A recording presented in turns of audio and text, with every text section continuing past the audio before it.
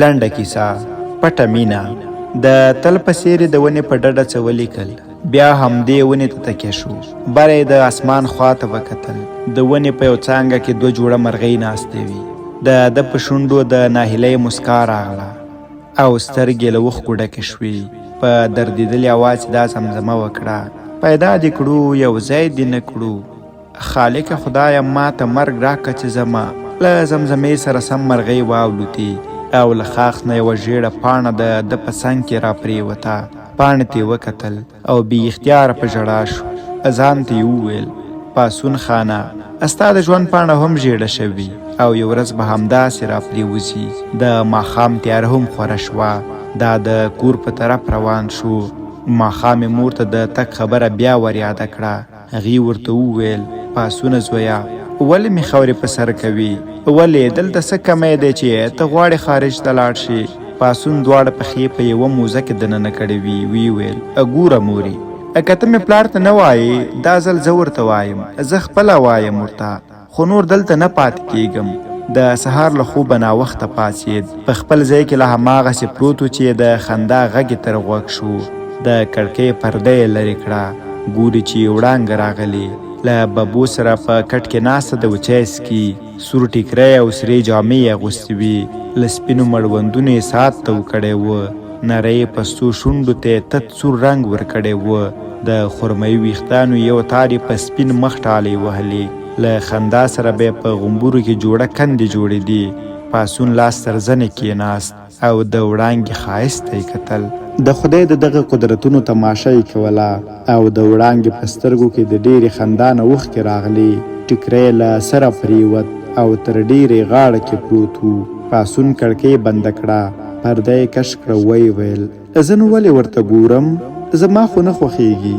هسې هم هغې پسې رشته راځي او زه هم خارج ته له خیره ځم. له دې به هلته ډېرې ښایسته نجونې ووینم. له دې سره یې خپل موبایل راواخیست. پرده یې بیرته کش کړه. له ځان سره یې وویل: یو څو عکسونه به یې واخلم. اورېدلی مې دي چې خلک خارج کې خپل دښمن پسې هم خفه کېږي. په پټه یې ترې بې حسابه عکسونه واخیستل. بالاخره میاشت وروسته بابو او پلار په دې راضي شول چې پاسون دې خارج ته لاړ شي. تګ ته یې څو ورځې پاتې وي. د چنار لاندې خپل ملګري اجمل سره ناست و. اجمل وویل: ګوره پاسونه، داسې په پټه باید لاړ نه شي. هر څه دې باید خپل مور پلار ته ووایي. پاسون د اوښکو ډکې سترګې ور واړولې او ورته وویل: څه درته ووایم؟ دا ورته ووایم چې زوی مو سرطان دی او ډاکټرانو هم ځواب کړی. اجمل وویل: ګوره، هغوی مشران دي، یوه لاره به پیدا کړي. پاسون ترخه مسکا وکړه. ویې ویل: د ډاکټر خبرې خو دې په خپله واورېدې چې ویل یې پاتې کېدل دې امکان نه لري. اجمل ورته وویل: ښه چې مور او پلار ته دا خبره نشي کولی، نو وړانګې ته خو ووایه چې مینه ورسره لري. دا د زړه خبرې د زړه کې مه ساته. ژوند لنډ دی، باور پرې نشته. پاسون یې خبره ور پرې کړه. ویې ویل: خو همدغه مشکل دی که نه چې ژوند لنډ دی او بیا زما خو بیخي لنډ ده. څنګه ورته ووایم چې دا یو څو ورځې مېلمه در سره مینه لري؟ څنګه د هغې په ژوند قمار ووهم؟ څنګه یې ژوند خراب کړم؟ اجمل په خپله خبره پښیمانه شو. د پاسون په مټې لاس کې یې خوده ورته ویې ویل: خدای به خیر کړي، هر څه به سم شي. پاسون په داسې حال کې چې له سترګو یې د بېوسۍ اوښکې روانې وي پاڅېده او ویې ویل: چې زه مړ شم هر څه به سم شي. دا د کور طرف ته روان شو. سبا سهار یې پرواز و. بابو یې بیک تیار کړی و چې وړانګه هم را دننه شوه. بابو ورته وویل: لورې، راځه د پاسون بیک کې ورته سامان کېږده. هغه تللی له ملګري نه خدای پاماني اخلي. وړانګه د شیانو په ټولولو بوخته شوه. هر څه یې ورته منظم کړل. بابو یې وویل: وړانګې لورې، ته دا کتابونه هم وګوره چې کوم خو به له ځان سره نه وړي. وړانګه په خندا شوه. ویې ویل: کاکا ښځې وبه یې ګورم، خو هغه خو لندن ته روان دی. هلته دا کتابونه په درد نه خوري. د کتابونو په منځ کې سترګې په یوې کتابچې ولګېدې چې پرې لیکلي وه: د خاطراتو کتابچه. وړانګې کتابچه خلاصه کړه. د کتابچې په لومړۍ پاڼه یې لیکلي وه: پټه مینه. لاندې یې لیکلي وه: څومره سخته ده چې له چا سره مینه ولري. هره ورځ یې ګورې خو د زړه خبره ورته نشي کولی. له هغې سره بې حده مینه لرم. نه پوهېږم له کوم وخته مې ورسره مینه پیدا شوي. ان تر دې چې له ځانه هم راته ډېره ګرانه ده. بېوسي هم حد لري، داسې د څوک خدای نه بېوسه کوي لکه زما. زه ورته حال ویلی نشم، هیرولی هم نشم او نه مې په بل پیرزو کېږي. اوف خدایه، کتابچه یې بنده کړه، د کالیو د پاسه یې ورته په بایک کې کېښوده. بایک یې بند کړ، خو بیا یې اندېښنه شوه چې پاسون به له چا سره مینه لري. بایک یې خلاص کړ، کتابچه یې د پلو لاندې کړه، له بابو اجازه واخیسته او د خپل کور طرف ته لاړه. د کتابچې په لوستلو یې پیل وکړ. تر نیمې یې لوستې وه. د هرې پاڼې پر مخ یې د اوښکو خاپونه وو، خو تر اوسه یې د جنۍ نوم نه و یاد کړی. د کتابچې له نیمایي اخوا یې لیکلي ول: خدایه، دې نړۍ کې ستا مرضي ده، خو په هغې نړۍ کې به وړانګه زما وي. د وړانګې په سترګو تیاره شوه، سر یې تاو شو، وجود یې ولړزېد، مخ یې سور واوښت.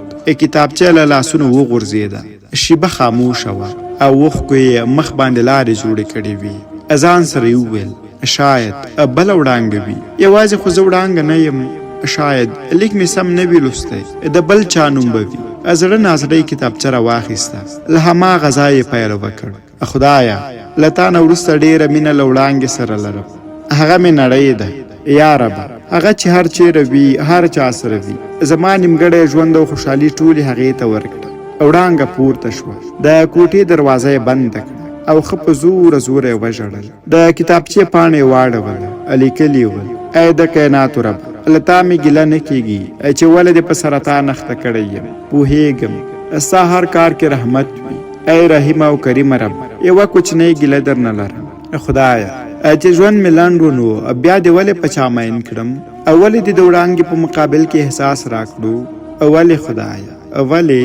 د کتابچې په آخري برخه کې لیکلي و: په ژوند باور نه لرم، ډېرې خبرې به له ځان سره خاورو ته یوسم. وړانګې ته یې مور ورنارې کړې: چې لورې، دروازه خلاصه کړه. هغې دروازه خلاصه کړه. مور یې ورته وویل: لورې، راځه چې د پاسون دې کره لاړ شو، سبا په خیر لندن ته ځي. وړانګې خپله ژړا ټینګه کړې.